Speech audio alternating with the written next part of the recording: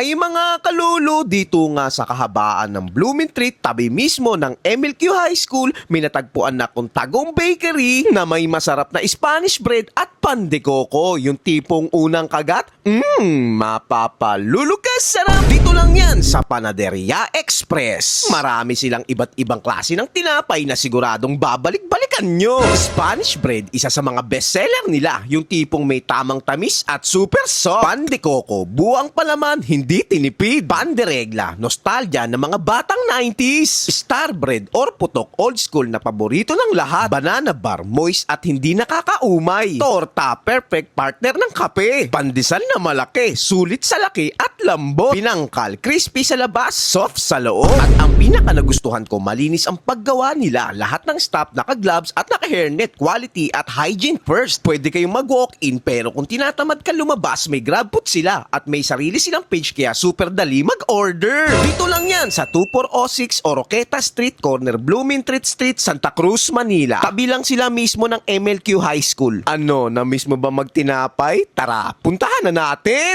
Ayon mga kalulu, nandito tayo ngayon sa Panaderia Express. Isa to sa mga pinupuntahan at binabalik-balikan ng mga tao. At isa sa mga bestseller nila ang Spanish bread sa halagang 12 pesos lang. Kita mo naman, oh. Uy. Tikman natin yan, syempre. Uy, oh. Ayun, oh. Kita mo yung palaman niya. Unang kagat? Mapapalulukas sarap! Yung lasa niya sa loob is napaka-creamy ng palaman niya. Tapos napakalambot ng bread niya. Ayos ah. Sa halagang 12 pesos, makakatikim ka na ng masarap na Spanish bread. Meron din sila ditong pan de coco. Sa halagang 12 pesos lang. Ganito na siya kalaki. Oh. Malaki siya. Kung ikukumpara mo siya sa ibang pan de coco, malaki yung size niya. Tikman natin to syempre. Uy, ayun yung pan de coco niya.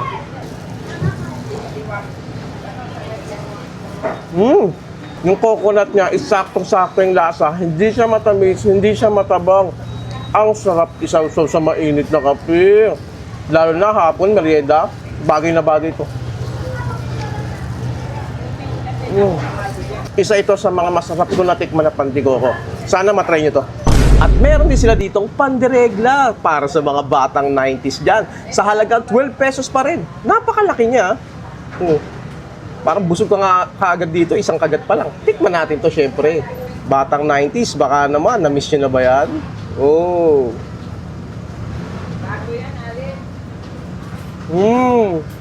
Nakakamiss yung mga gantong lasa, no? Kala mo bumalik ka sa pagkabata.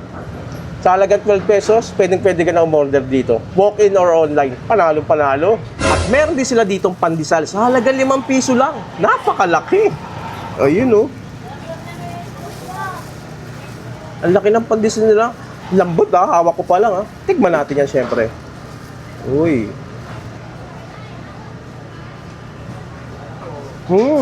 Napakalambot. Pwedeng-pwede to sa mga matatanda. Napakalambot ng pandesal nila. Ang sarap sa mainit na Milo. Nagbubukas po kami ng 5 a.m. to 6 p.m. Inaanyayahan ko po kayong pumunta dito sa Panaderia Express at matikman ang aming napakasarap na tinapay. At lahat po dito ay talagang ikasasaya ng inyong puso. Ayan. Masarap po at malinamang. Kung gusto nyo umorder online, ito yung page at saka GrabFood nila. Magkaiba ang price nila sa walk-in tsaka sa online. Kaya dito na nagtatapos ang vlog natin. Bye-bye!